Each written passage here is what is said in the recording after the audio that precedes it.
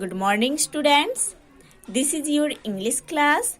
Now we are studying chapter 9 in your English grammar book, that is about the topic the gerund and the participle. Students, in the previous class, we have already studied the first part of this chapter. Today in this class, we are going to study the second part of this chapter.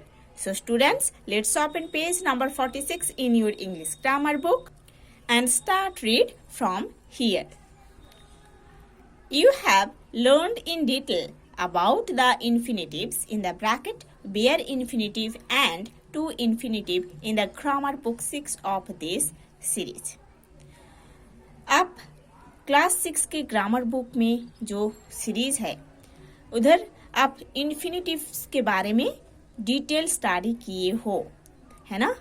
We know there are two kinds of infinitives.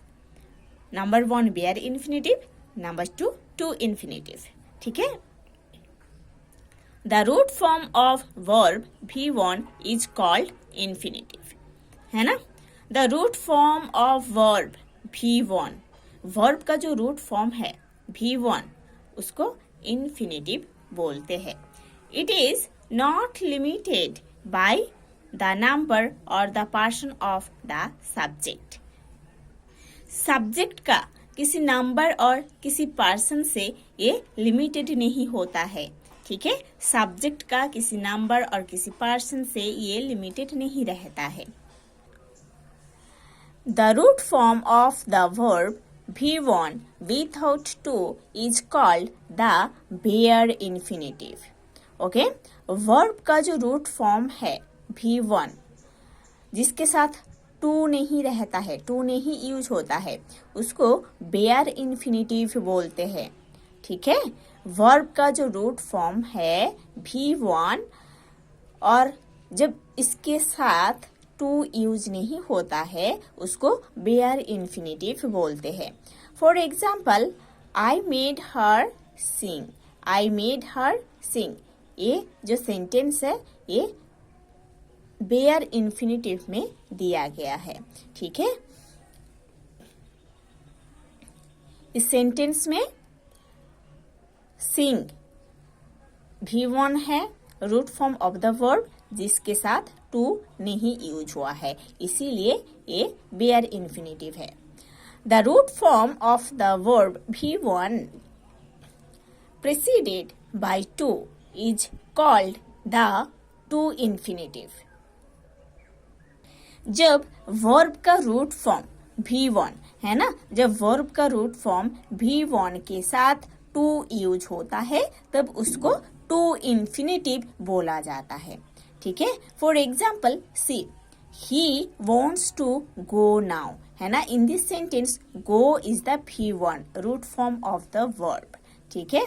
और उसके साथ उसके पहले to use हुई है, इसीलिए ये sentence जो है ये टू इन्फिनिटिव में दिया गया है. ठीक है? The following verbs can take a to infinitive as well as a gerund. ठीक है? ये जो फॉलोइंग वर्ब्स दिया गया है ये वर्ब्स टू इन्फिनिटिव में भी यूज होती है, gerund में भी यूज होता है. ठीक है? hate, learn, like, love, remember, start, advise, allow, attempt, begin, continue, intend, purpose, regret, etc. Okay? ये जो वर्ब्स दिया गया है ये टू इन्फिनिटिव में यूज होती है, gerund में भी यूज होती है. There is a box, we have to study this box. To infinitive, there is gerund. Okay?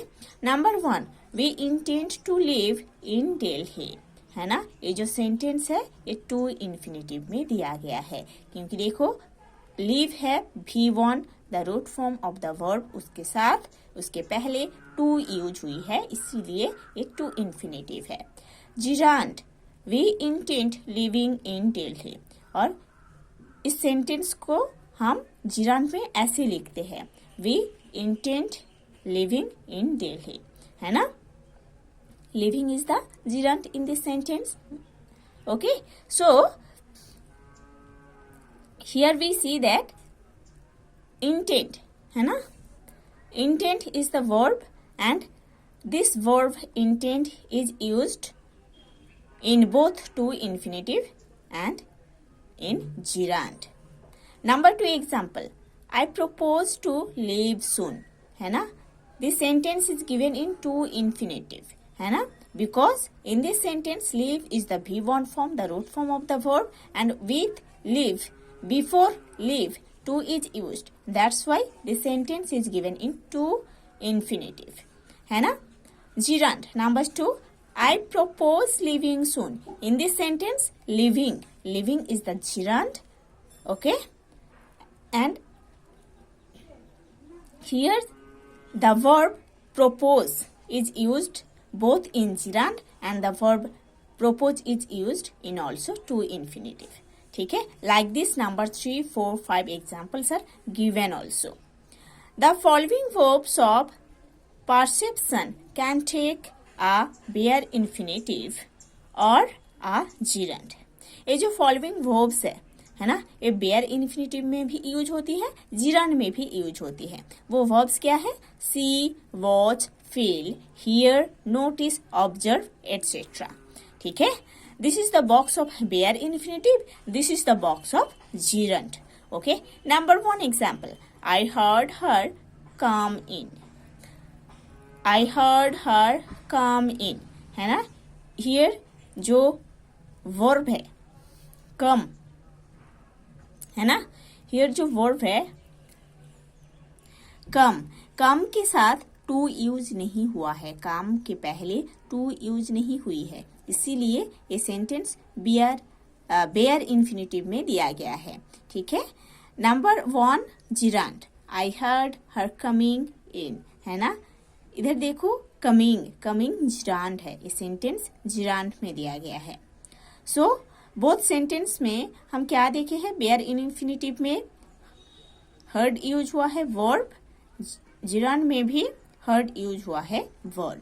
ठीक है, same verb are used in this two things. One is bare in infinitive, second is जिरांड.